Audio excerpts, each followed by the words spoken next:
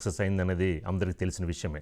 So ఇలా నేపథ్యంలో మరి జై హనుమాన్ మరి పార్ట్ 2 రాబోతోందని ప్రశాంత్ వర్మ ఏదైతే అనౌన్స్ చేశారో ఇందులో హనుమానుగా చిరంజీవి యాక్ట్ చేస్తారు అన్న ఒక మొత్తానికి ఒక సెన్సేషనల్ న్యూస్ బయటకు వచ్చింది. ఎందుకంటే ఆ రోజున హనుమాన్ ప్రీ రిలీజ్ ఫంక్షన్లో మరి చిరంజీవి గారు దానికి అటెండ్ అయ్యారు. మరి ఇలాంటి నేపథ్యంలో జై హనుమాన్లో హనుమాన్గా చిరంజీవి యాక్ట్ చేస్తారు అనే ఒక వస్తున్నాయి. మరి ఒక విధంగా అందరికీ చాలా సంతోషకరమైన వార్త, చిరు ఫ్యాన్స్కి ముఖ్యంగా. మరి దీనికి సంబంధించిన మనకి మరిన్ని అప్డేట్స్ మా సీనియర్ జర్నలిస్ట్ ఓం గారు అందిస్తారు. ఓం గారు, మరి ఏంటి ఈ యొక్క ఏదైతే హనుమాన్గా చిరంజీవి నటిస్తారో అనేది అది నిజమయ్యే అవకాశాలు ఉన్నాయంటారా? అంటే గుర్రం ఎగరావచ్చు అని ఒక మాట ఉందండి. అలా ఏదైనా జరగచ్చండి సినిమా రంగంలో. అంటే కొత్త దర్శకులు లేకపోతే అప్కమింగ్ దర్శకులతో చిరంజీవి చెయ్యరు అనేటువంటి అపోహ పెట్టుకోవాల్సిన అవసరం అయితే లేదండి. ఎందుకంటే ఆయన స్టార్ డైరెక్టర్స్తోనే కాకుండా అప్కమింగ్ డైరెక్టర్స్కి కూడా అవకాశం ఇచ్చి నటించిన సందర్భాలు చాలా ఉన్నాయి. ఆ రకంగా చూసినప్పుడు Prasanth Varma already proved director అండి.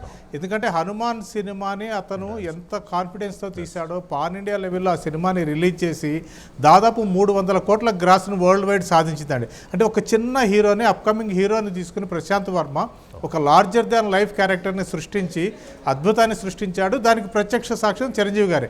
ఎందుకంటే ఆ సినిమా ప్రాజెక్ట్ మొదలైనప్పుడు ఆయన దృష్టికి వెళ్ళకపోయినా కానీ ఆ తర్వాత ఆయన దృష్టిలోకి వెళ్ళినప్పుడు ఆ టీంతో మాట్లాడుతూ ఎలా ఉండబోతోంది, ఏమిటి, ఇవన్నీ తెలుసుకున్నారు.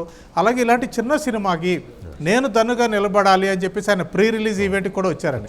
ఆయనకి ఏంటంటే ఇప్పుడు చిరంజీవి గారికిను హనుమంతుడికి ఒక అవినాభావ సంబంధం ఉందండి. ఆయన హనుమంతుడికి పరమవీర భక్తుడు ఆయన చిరంజీవి గారు. అలాగే ఆయన బ్యానర్లో కూడా హనుమంతుడి బొమ్మ ఉంటుంది కొడితల ప్రొడక్షన్స్కి. ఇంకొకటి ఏంటంటే ఆయనకి ఎప్పటి నుంచో కూడాను హనుమంతుడి క్యారెక్టర్ చేయాలి అనేటువంటిది మనసులో ఉండిపోయిందండి. ఆ మాట ఆయనే స్వయంగా హనుమాన్కి సంబంధించినటువంటి ఒక ఈవెంట్ జరిగినప్పుడు ఇలాంటి పాత్ర ఒకటి నేను చేయాలనుకున్నాను, కానీ అంటే ఒక రకంగా ఏంటంటే చిరంజీవి సినిమాలతోనే బాలనటుడిగా కెరీర్ ప్రారంభించినటువంటి తేజ సజ్జా చేశాడు, నాకు చాలా ఆనందంగా ఉంది అని చెప్పారు.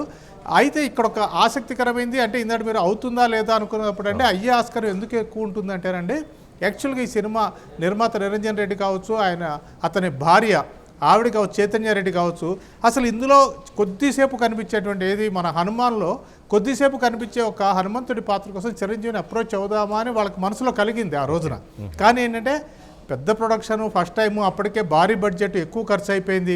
ఇప్పుడు చిరంజీవి గారిని కలిస్తే ఆయన ఒప్పుకుంటారో లేదని ఒక సంశయంతో వాళ్ళు వెనకడిగేశారు. ఆ తర్వాత వాళ్ళు చెప్పింది ఏంటంటే నిజానికి చిరంజీవి గారు అంగీకరిస్తే అసలు అంతకంటే గొప్ప విషయం ఏముంటుంది, ఇది ఇంకా పెద్ద ప్రాజెక్ట్ అయ్యి ఉండేది కదా, కానీ మేము ఎందుకో వెనకడిగేసాము అన్నారు. కాబట్టి వాళ్ళ మనసులో ఉందండి జై హనుమాన్ సినిమాలో అయినా కానీ చిరంజీవి గారిని తీసుకుని ఒక భారీగా ప్లాన్ చేసి తీయాలని.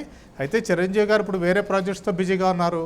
అలాగే ప్రశాంత్ వర్మ దీనికి సంబంధించినటువంటి ప్రీ ప్రొడక్షన్ వర్క్ చేస్తున్నాడు. అన్నీ కరెక్ట్గా జరిగితేనండి ఖచ్చితంగా జై హనుమాన్లో చిరంజీవి గారు నటించే ఆస్కారం ఉంటుంది. తప్పకుండా ఆ సినిమా చిరంజీవి మెగాభిమానులకి మాత్రం ఒక గొప్ప తీరని కోరిక తీర్చేది అయితే అవుతుంది రాజు గారు. సో అది చిరంజీవి ఫ్యాన్స్ అందరూ కూడా నెరవేరాలని కోరుకుందాం.